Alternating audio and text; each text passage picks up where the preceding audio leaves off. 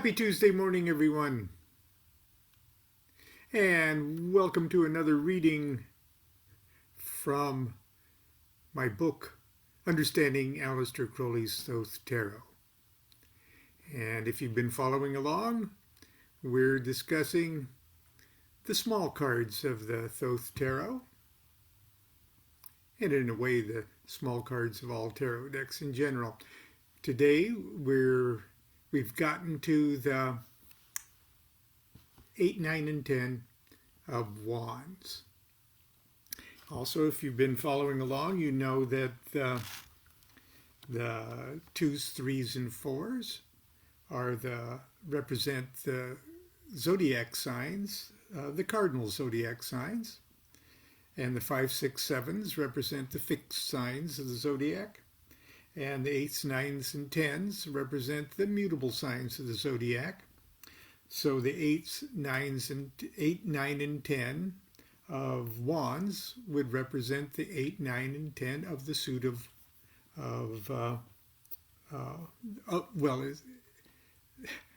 the fire signs of the zodiac. So the mutable fire sign of the zodiac is Sagittarius. So these cards are the 3 decans of Sagittarius, beginning with the 8, 9, and 10. So with that confusing introduction, I'll just shut up and let DuQuette talk. DuQuette and Crowley. Let's start with the 8 of Wands. Swiftness. What a cool looking card that is.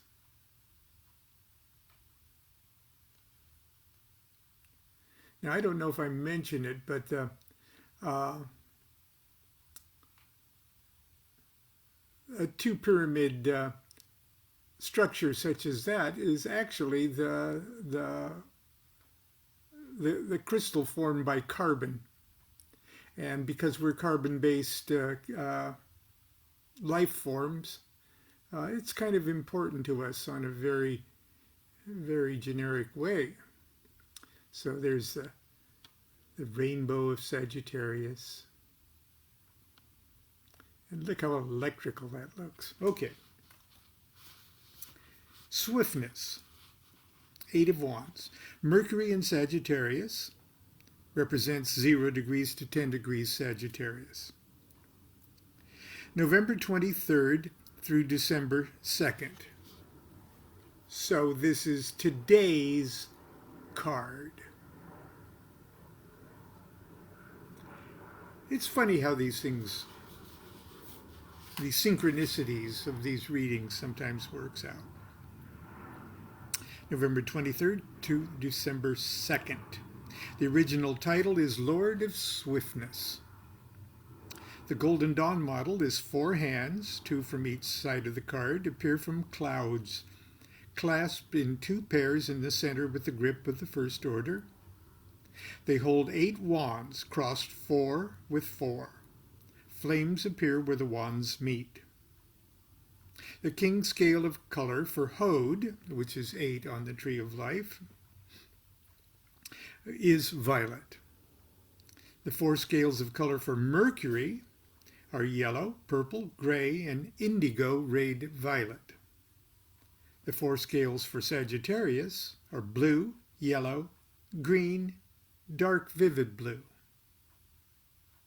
The formula that makes up the meaning of this card is 8, or Hode, of Wands, or the Kabbalistic world of Atzilith, plus Mercury in Sagittarius equals swiftness. If this card doesn't electrocute you, it may tickle you to death. Harris departs dramatically from the Golden Dawn model and offers us a portrait of energy becoming matter. Quote, light wands turn into electrical rays, sustaining or even constituting matter by their vibrating energy. Keeping that in mind, look at that image again.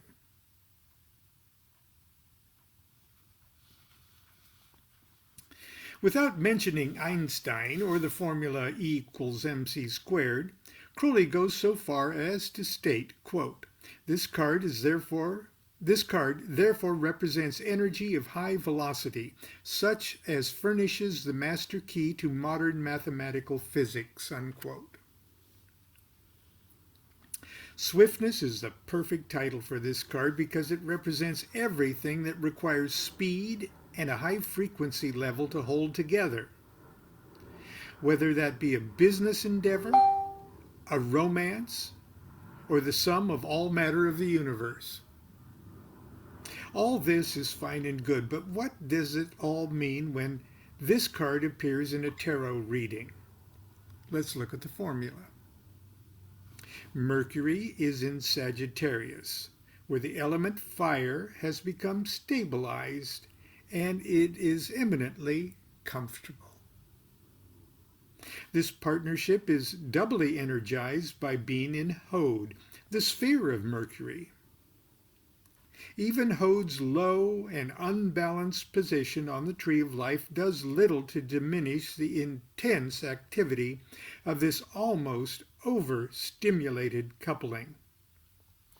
This card is like two people who have had too much coffee who stay up all night talking simultaneously. A lot may be said, a lot may be learned, but inevitably they're both going to crash. See Chapter 20 for general divinatory meanings of this card. Okay.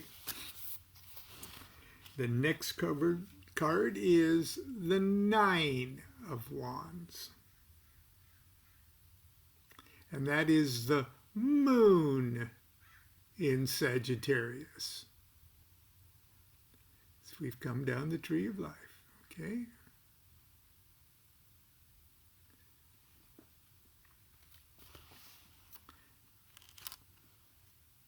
Nine of Wands, strength. Moon in Sagittarius, 10 degrees to 20 degrees Sagittarius. December 3rd to December 12th. The original title is Lord of Great Strength. The Golden Dawn model is 4 hands, 2 from each side of the card, appear from clouds, clasped in 2 pairs in the center with the grip of the first order. They hold 8 wands crossed 4 over 4. A 5th hand appears from the bottom center of the card, holding a 9th wand upright, which crosses the point of junction with the others. Flames flash where the wands meet. So that's the original design, as dictated by the Golden Dawn anyway. 4 scales of color for Yesod, or the king scale of color for Yesod is indigo. 4 scales for the moon, blue, silver, cold pale blue, and silver rayed violet. 4 scales for Sagittarius are blue, yellow, green, and dark vivid blue. Our formula is 9 Yesod of wands at Zolith plus moon in Sagittarius equals strength. Holding very close to the Golden Dawn description of the color scales, the Nine of Wands tells its story in almost quiet simplicity. 8 of the wands are arrows, each of which has a crescent moon as the head and 8 moons as the feathers. Okay, there's the moons as the arrow points, and each of the ones has 8 moons as the feathers.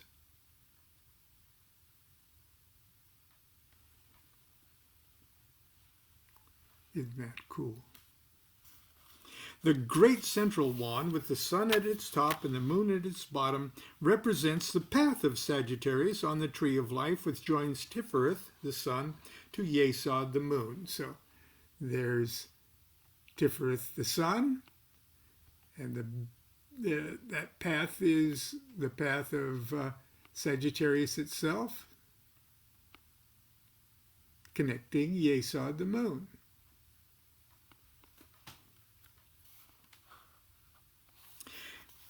Crowley says, here the moon, the weakest of the planets, is in Sagittarius, the most elusive of signs. Yet it dares call itself strength, unquote. The source of this confident strength is the card's position in Yesod on the Tree of Life. Not only is Yesod, that's the 9th one, obviously, not only is Yesod the natural sephira of the moon, making our moon here very comfortable, even if it is in Sagittarius, it is also the foundation, the, quote, seat of great crystallization of energy, unquote. As Crowley observes, quote, the 9 represents always the fullest development of the force in its relation with the forces above it, unquote. That's why Yesod, even though it's way low on the Tree of Life, it's right on the center pillar, the middle pillar, and it's called the foundation. So the whole Tree of Life of every suit is founded on number 9. The Chinese love number 9 too. Okay. This card indicates great strength, but its strength lies in its ability to change perpetually. Crowley gave what appears the simplest meaning of this card when he wrote, quote, defense, to be effective, must be mobile, unquote. See Chapter 20 for the general divinatory meanings of this card. And finally, we're going to discuss oppression. The 10 of Wands. Now you can imagine if you're the 10 of any of the suits, you're the lowest on the Tree of Life of your suit.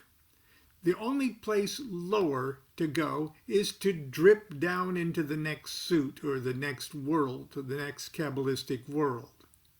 So the 10s, at least the 10s of Wands, Cups, and Swords, the 10s are all very paranoid because they're about, or they believe they're about to lose their identity.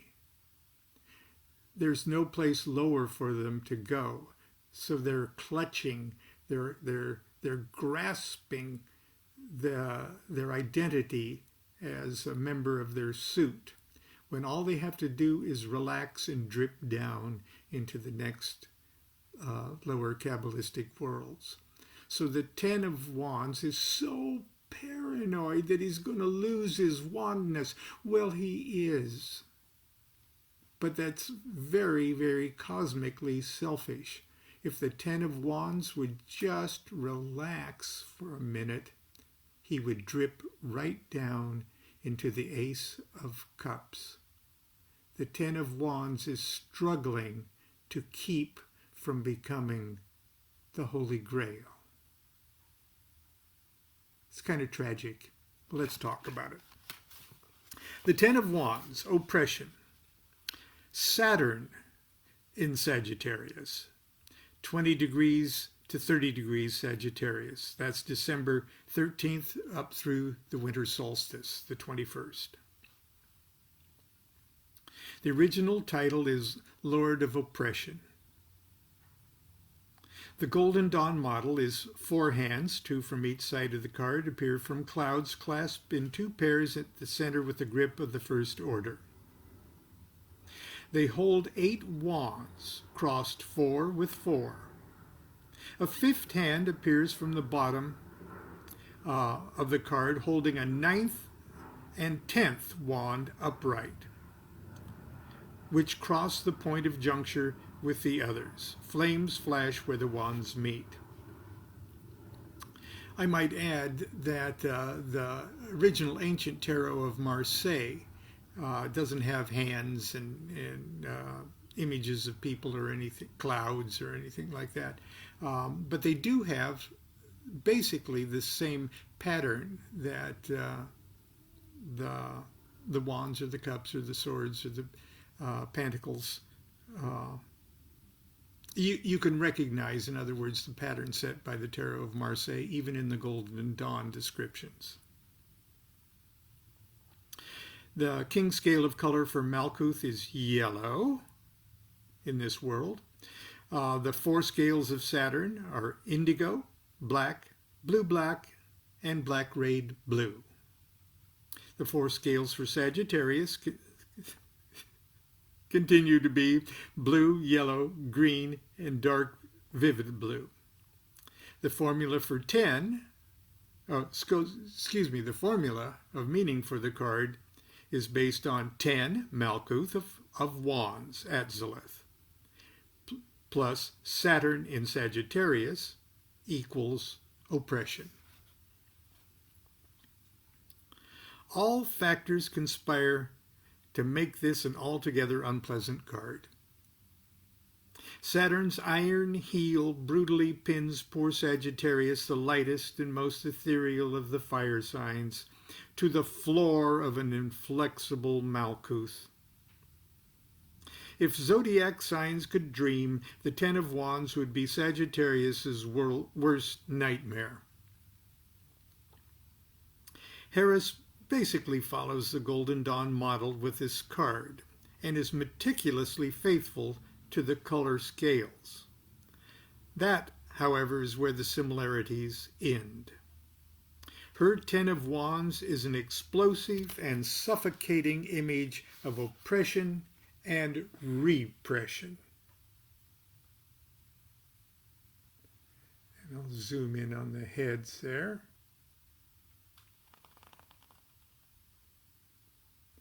So the Dorgies, which we saw in the 2 of Wands, have now sort of perverted themselves into prison bars.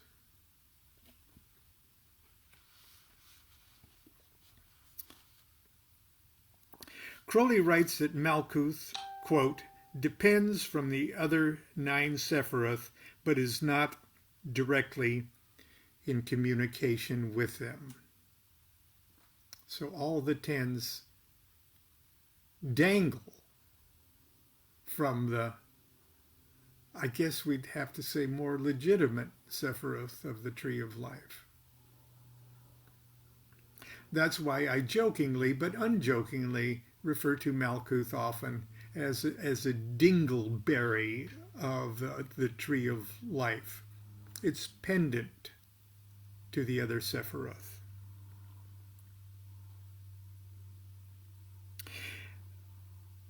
Malkuth becomes a blind force, so that the most violent form of that particular energy without any modifying influences, Crowley says. Blind force, Crowley points out, in the suit of Wands means fire in its most destructive aspect. Harris ingeniously illustrates this by transforming the 2 Dorgies, which in the 2 of Wands were symbols of celestial power, into dark iron prison bars. Crowley describes the card thusly. Quote, the whole picture suggests oppression and repression. It is a stupid and obstinate cruelty from which there is no escape. It is will which has not understood anything beyond its dull purpose, its lust of result,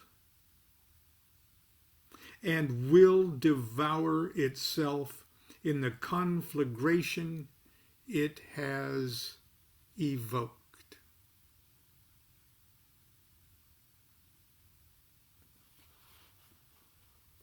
We can see it at work in personalities, can't we? See chapter 20 for the general divinatory meaning of this card. And that, I think, would be an appropriate place for us to stop today, because tomorrow we're going to pick up where this Ten of Wands surrenders and drips into. We'll start with the Holy Grail itself and the suit of small cards, cups. So, continue to have a good day, everyone. Be safe over this holiday week. And if you must meet with friends and relatives and things like that, take very care, not only for yourself, but for those around you. So continue to be good to yourself and be good to each other. Do what thou wilt shall be the whole of the law. Love is the law. Love under will.